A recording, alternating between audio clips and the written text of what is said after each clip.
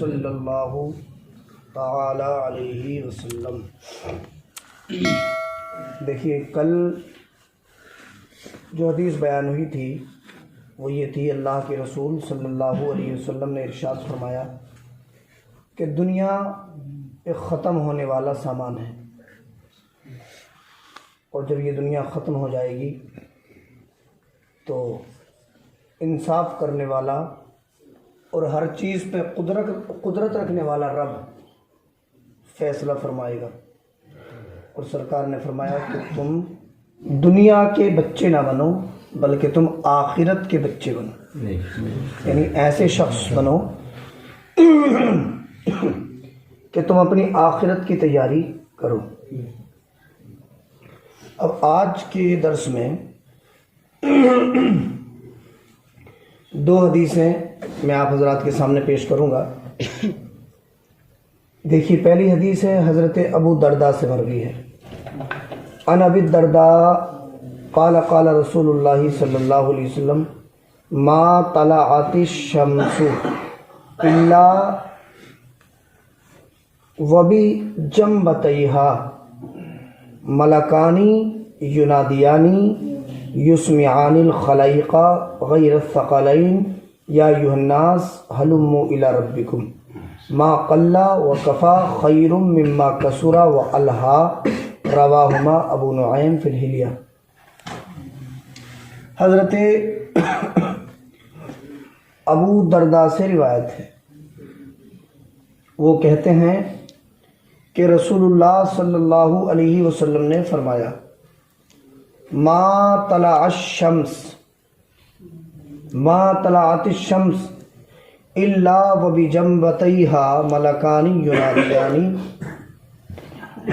رسول پاک صلی اللہ علیہ وسلم نے فرمایا کہ جب بھی سورج نکلتا ہے تو اس کے دونوں کناروں پر، سورج کے دونوں کناروں پر دو فرشتے یہ آواز لگاتے ہیں۔ اللہ نے سورج کے دونوں کناروں پر دو فرشتے مقرر کیے ہیں۔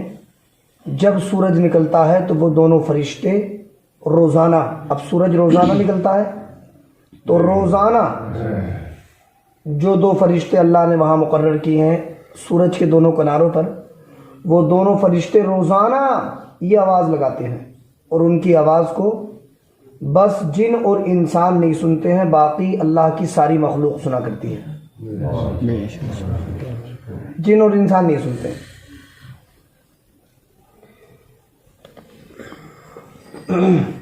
یسمعان الخلائق غیر الثقلین، وہ دونوں فرشتے ندا کرتے ہیں، آواز لگاتے ہیں، اور ان دونوں کی آوازوں کو ثقلین یعنی جن اور انسان کے علاوہ ساری مخلوق سنا کرتی ہے۔ اب سوال یہ ہے کہ وہ دونوں فرشتے جو آسمان کے دونوں کناروں پر ہوتے ہیں اور سورج کے نکلتے وقت کیا آواز لگاتے ہیں، ان کی آواز اب آپ سنیے۔ وہ کہتے ہیں یا ایھا الناس ہلموا الی ربکم، کہتے ہیں لوگو، اے دنیا کے معاملات میں پڑے ہوئے غافل لوگو، ہلموا الی ربکم، اپنے رب کی بارگاہ میں آ جاؤ۔ روزانہ لگاتے ہیں، جب سورج نکلتا ہے نا تو روزانہ یہ دونوں فرشتے ہم تمہوں کو پکار کے کہتے ہیں یا ایھا الناس، اے لوگو، ہلموا الی ربکم، تم اپنے رب کی طرف آ جاؤ۔ اور کیا کہتے ہیں؟ اور کہتے ہیں ما قل وکفا خیر مما کثر والہا، اور یہ دونوں فرشتے کہتے ہیں کہ جو کم ہو اور کافی ہو جائے، یعنی جو مال تھوڑا ہو لیکن ہماری ضرورتیں پوری کر دے، وہ اس زیادہ مال سے بہتر ہے جو اللہ کی یاد سے غافل کر دے۔ اگر ہم اللہ کی عبادت کرتے ہوئے تھوڑی روزی کما رہے ہیں تو یہ اس زیادہ روزی سے بہتر ہے جس روزی کو حاصل کرنے کے لیے ہم اللہ کو بھول بیٹھے ہیں۔ بات سمجھ میں آ رہی ہے؟ ہاں۔ وہ تھوڑی روزی، وہ تھوڑا مال جس میں ہم اللہ کی عبادت بھی کر رہے ہیں، وہ اس مال سے زیادہ بہتر ہے، اس زیادہ مال سے بہتر ہے جس زیادہ مال کے چکر میں ہم اللہ کی عبادت کو ہی چھوڑ بیٹھے ہیں۔ یہ دونوں باتیں، ایک یہ بات کہ اپنے رب کی طرف آ جاؤ، اور ایک یہ بات کہ وہ تھوڑا مال کہ جو ہمیں کافی ہو جائے، ہماری ضرورتیں پوری کر دے، اور جس کے ساتھ ہم اللہ کی عبادت بھی کریں، وہ تھوڑا مال اس زیادہ مال سے بہتر ہے جس مال میں ہم اللہ کی عبادت کو چھوڑ دیں اور اللہ کی یاد سے غافل ہو جائیں۔ آپ جان رہے ہیں کہ اللہ کی یاد ہی ایسی چیز ہے جس سے زمین و آسمان قائم ہے۔ علماء نے لکھا کہ شکاری کے جال میں وہی مچھلی پھنستی ہے جو اللہ کی یاد سے غافل ہو جاتی ہے، اور شکاریوں کے جال میں وہی پرندے پھنستے ہیں جو اللہ کی یاد سے غافل ہو جاتے ہیں۔ اور باقی جو چیزیں اللہ کو یاد کرتی رہتی ہیں، اللہ کا ذکر کرتی رہتی ہیں، وہ مصیبت کا شکار نہیں ہوتی۔ جب چرند پرند اللہ کا ذکر کریں تو وہ مصیبت کا شکار نہ ہوں، تو آپ خود بتائیے، اگر ایک انسان جسے اللہ نے عقل دی ہے وہ اللہ کا ذکر کرے گا، اللہ کو یاد کرے گا، تو وہ کیسے مصیبتوں کا شکار ہو سکتا ہے؟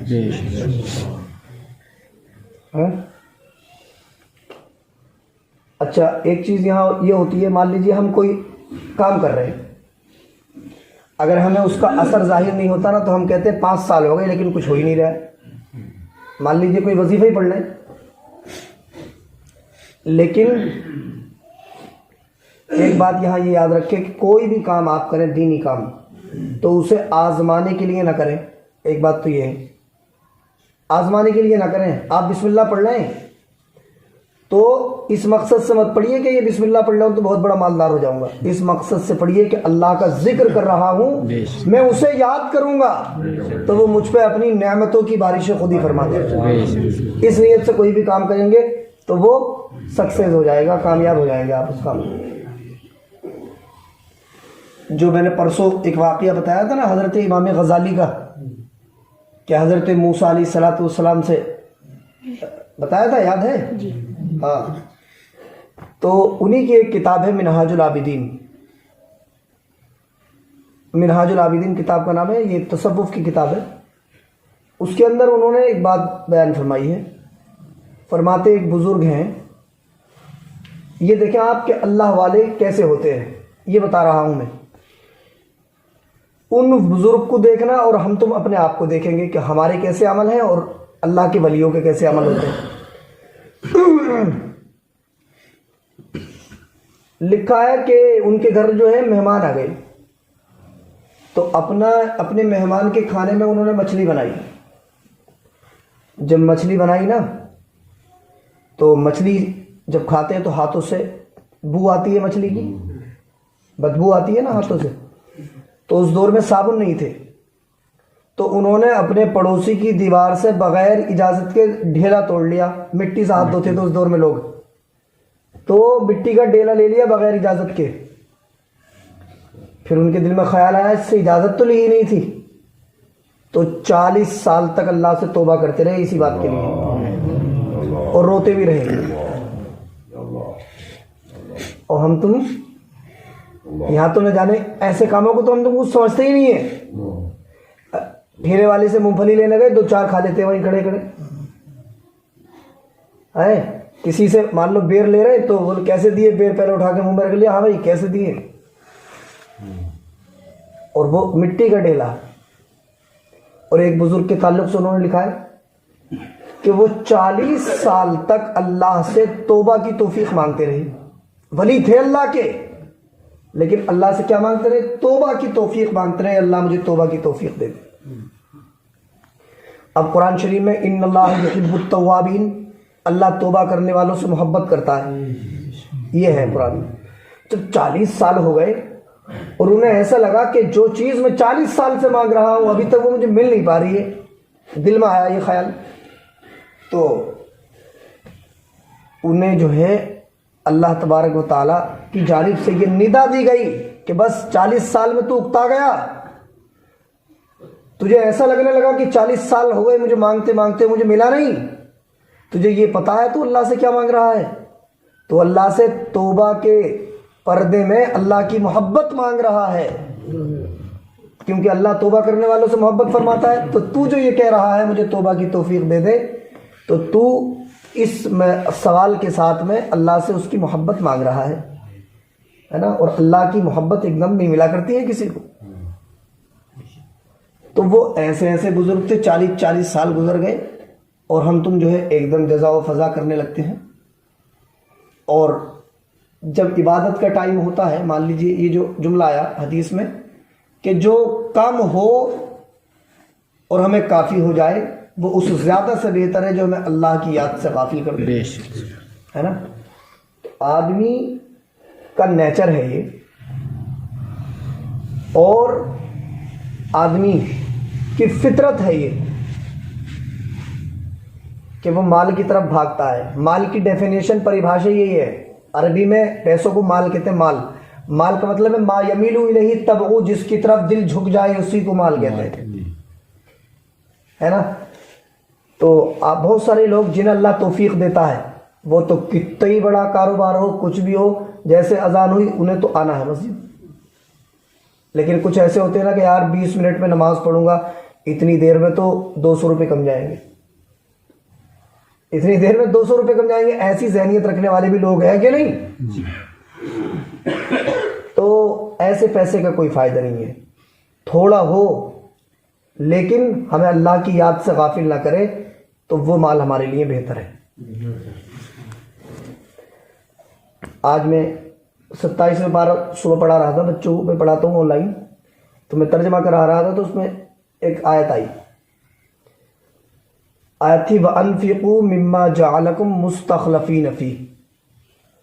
اس کا مطلب ہے اللہ فرماتا ہے تمہیں جس مال کا ہم نے خلیفہ بنایا ہے، نائب بنایا ہے، تم اس مال میں سے اللہ کے راستے میں خرچ کرو۔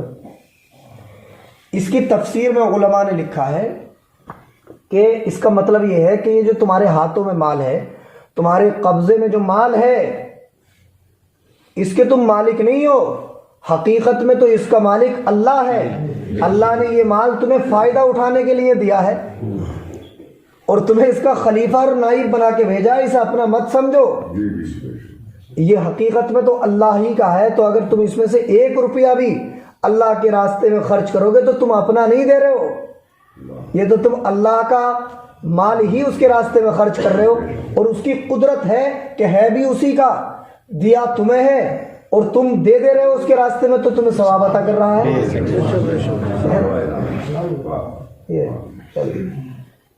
تو حدیث میں پھر بتا رہا ہوں آپ کو کہ جب سورج نکلتا ہے، یعنی روزانہ آسمان کے وہ سورج کے دونوں کناروں پہ اللہ نے 2 فرشتے مقرر کیے ہیں جو یہ روزانہ ندا لگاتے ہیں، روزانہ یہ آواز لگاتے ہیں، اے لوگو اپنے رب کی بارگاہ میں آ جاؤ، اپنے رب کی طرف آؤ، اور تمہاری وہ تھوڑی روزی جو اللہ کی عبادت کرتے ہوئے ہو وہ اس زیادہ روزی سے بہتر ہے کہ جو تمہیں اللہ کی یاد سے غافل کر دے۔ یہ حدیث پاک ہے۔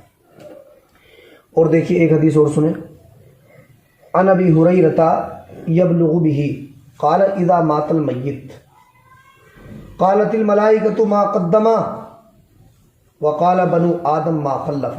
بڑی اہم حدیث ہے، چھوٹی سی ہے لیکن حدیث بڑی اہم ہے۔ دیکھیے حضرت ابو ہریرہ کہتے ہیں کہ میں نے نبی کریم صلی اللہ علیہ وسلم کو فرماتے ہوئے سنا ہے، مجھے رسول پاک سے یہ بات پہنچی ہے، کیا؟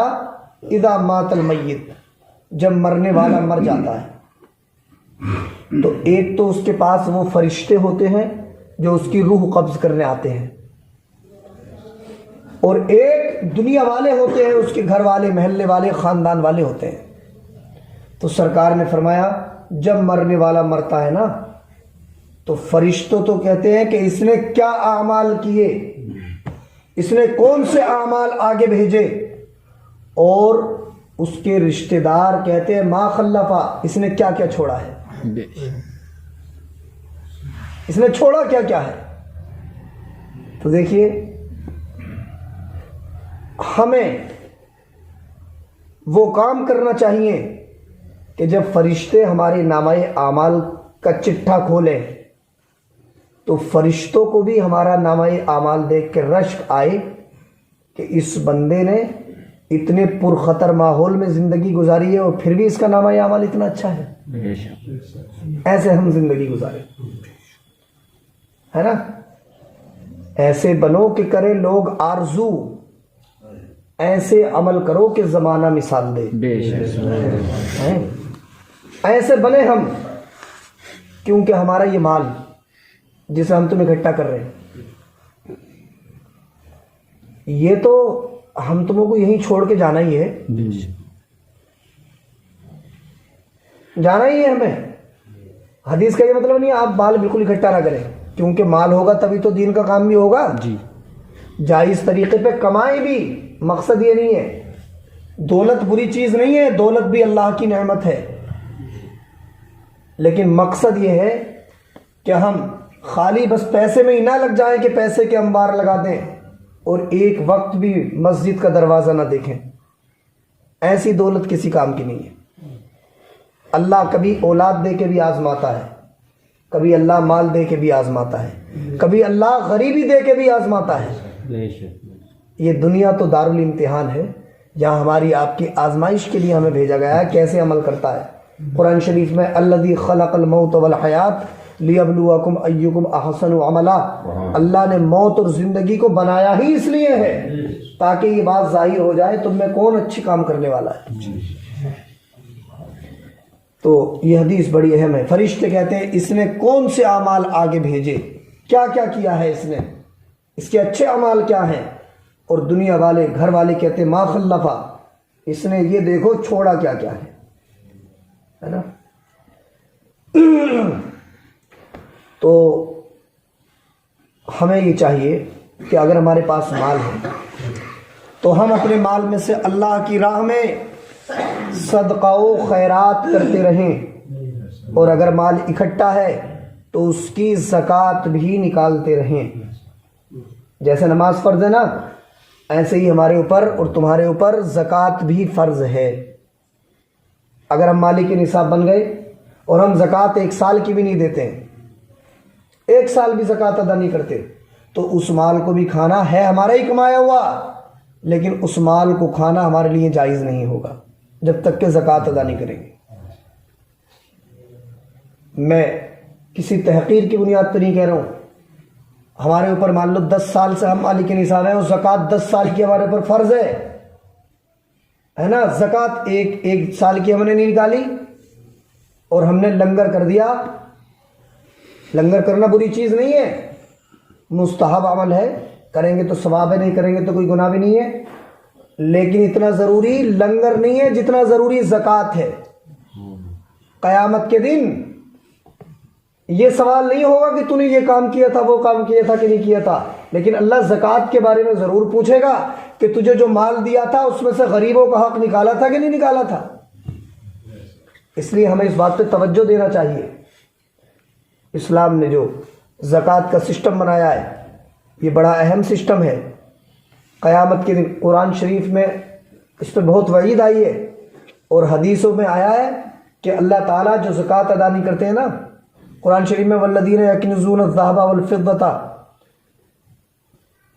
یقویٰ علیہ، اس طرح کے الفاظ 10ویں پارے کی آیت کریمہ ہے۔ اللہ فرماتا ہے کہ جو مال سونا چاندی جمع کرتے ہیں اور ان کی زکوٰۃ نہیں نکالتے نا، تو اسی سونے چاندی کو پگھلا کے ان کے جسموں کو داغا جائے گا ان کے مال سے۔ فیقویٰ علیہا فی ناری جہنم، جہنم کی آگ میں یہی مال پگھلایا جائے گا اور پھر اسی سے داغا جائے گا۔ تو ہمیں اس طرف بھی توجہ کرنا چاہیے، کیونکہ ہم جو بھی اللہ کی راہ میں خرچ کر دیں گے انشاءاللہ یہ ضرور ہمارے کام آئے گا، اور جو ہم یہاں رکھ کے چھوڑ جائیں گے وہ تو سب بانٹ لیا جائے گا، کوئی بچہ کتے لے لے گا، کوئی کتے لے لے گا، کوئی کتے لے لے گا، بات ختم ہو جائے گی۔ اس لیے ہم اپنے جیتے جی، ہے نا، اپنے بچوں کے لیے بھی کریں، ان کی تعلیم کا انتظام کریں، ان کے کھانے پینے کا انتظام کریں، ان کے لیے صحیح گھر کا انتظام کریں، سب کچھ کریں۔ لیکن ہمارے اوپر جو ضروری چیزیں جیسے زکوٰۃ ہے، زکوٰۃ ہم حساب لگا کے اپنے پیسوں کی زکوٰۃ ادا کریں، اور اللہ کی راہ میں جو ہے صدقات و خیرات کرتے رہیں، غریبوں کی مدد کریں حسب حیثیت، جتنا اللہ نے دیا۔ 10 روپے کی حیثیت ہے 10 روپے سے کریں۔ اللہ کی بارگاہ میں کاؤنٹنگ اور تعداد 10 روپے نہیں دیکھے جاتے ہیں، اگر سچی نیت سے 10 روپے ہی دے دیے نا تو یہ 10 روپے 10 کروڑ کے برابر بھی ثواب مل سکتا ہے 10 روپے کا۔ اللہ مجھے بھی آپ کو بھی عمل کی توفیق نصیب فرمائے۔ بسم اللہ الرحمن الرحیم، اللہم صلی علی سیدنا محمد وعلی آل محمد، ادرکنا یا رسول اللہ۔ پروردگار دو عالم، تیرے محبوب صلی اللہ علیہ وسلم کی 2 حدیثوں کا درس ہوا، اس میں کوئی بھی غلطی ہوئی ہے اسے معاف فرما۔ یا اللہ ہم سب کو حدیث پاک کے فیضان سے مالا مال فرما۔ یا اللہ ہمیں حدیث رسول سننے، سمجھنے اور اس پہ عمل کرنے کی توفیق عطا فرما۔ یا اللہ ہم میں کوئی بھی پریشان حال ہو اس کی پریشانی کو دور فرما۔ ہم میں کوئی بھی بیمار ہو یا ہمارے گھروں میں بیمار ہو انہیں شفا نصیب فرما۔ ہمارے گھروں سے جو روحیں چلی گئی ہیں ان کی بخشش فرما دے۔ یا اللہ ہمارے دلوں میں تو اپنی اور اپنے نبی کی سچی محبت پیدا فرما۔ وصلی اللہ تعالی علی خیر خلقی محمد و آلہ و صحبہ اجمعین برحمتک یا ارحم۔